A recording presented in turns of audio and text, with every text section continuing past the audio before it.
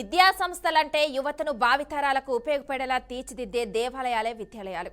యువత కలల సాకారం చేసుకోవడంలో ఈ విద్యా సంస్థలు మొదటి స్థానంలో నిలుస్తాయి. తమ పిల్లలపై పెట్టుకున్న ఆశలు ఇక్కడ నెరవేరుతాయని తల్లిదండ్రులు అందరూ భావిస్తారు. కానీ యువత భవిష్యత్తే ధ్యేయంగా ఉండాల్సిన విద్యా సంస్థలు ధనార్జనే ధ్యేయంగా ప్రైవేటు కళాశాలల నిర్వహణ జరుపుతున్నాయి. ఇక దీనిపై కఠినంగా వ్యవహరించేందుకు తెలంగాణ ఇంటర్మీడియట్ బోర్డు కీలక నిర్ణయం తీసుకుంది. ఇష్టారాజ్యంగా వ్యవహరించే ప్రైవేటు కాలేజీలపై భారీ జరిమానాలు విధించి కొరడా జులిపించింది. ప్రైవేటు కాలేజీలు ప్రధానంగా అడ్మిషన్ల ప్రక్రియలో బోర్డు మార్గదర్శకాలను గాలికి వదిలేసినట్లు అధికారులు గుర్తించారు.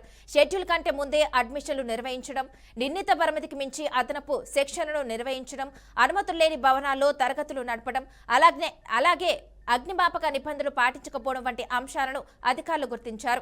విద్యార్థుల నుంచి మంచి భవిష్యత్తు ఇవ్వాల్సిన చాలా కాలేజీలు కేవలం లాభార్జనే ధ్యేయంగా విద్యార్థుల భద్రతను, బోర్డు నిబంధనలను విస్మరిస్తున్నాయని బోర్డు విచారణలో తేలింది. దీంతో 2025-26 విద్యా సంవత్సరంలో రాష్ట్ర వ్యాప్తంగా ఉన్న నిబంధనలు ఉల్లంఘించిన 495 ప్రైవేట్ జూనియర్ కాలేజీలపై ఇంటర్మీడియట్ బోర్డు ఏకంగా 5.32 కోట్ల రూపాయల ఫైన్ విధించింది. ఒక కాలేజీకి అనుమతులు తీసుకుని వాటితో పలు బ్రాంచీలను ఏర్పాటు చేసి ప్రైవేట్ కాలేజీ యాజమాన్యాలు మోసాలకు పాల్పడుతున్నారు.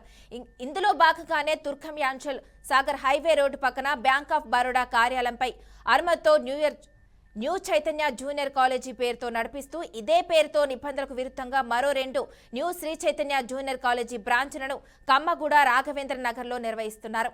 అదేవిధంగా బిఎన్ రెడ్డిలో కృష్ణవేణి జూనియర్ కాలేజీపై శ్రీపురం కాలనీలో మరో కాలేజీ చెలాయిస్తున్నారు. ఇలా హస్తినాపురం, పద్మావతి నగర్ కాలనీలో మహర్షి జూనియర్ కాలేజీ, వనస్థిపురంలో ప్రశాంతి కాలనీలో మరో కాలేజీ, హస్తినాపురంలోని Akshara junior college, Naveena junior college, మణికొండలో వాల్యూక్ జూనియర్ కాలేజ్, 9 జూనియర్ కాలేజ్, మాదాపూర్లోని అలైన్ గ్రూప్ ఆఫ్ ఇన్స్టిట్యూషన్ కళాశాలను నడిపిస్తూ అక్రమం సొమ్ము తమ ఖాతాలో వేసుకుంటున్నారు.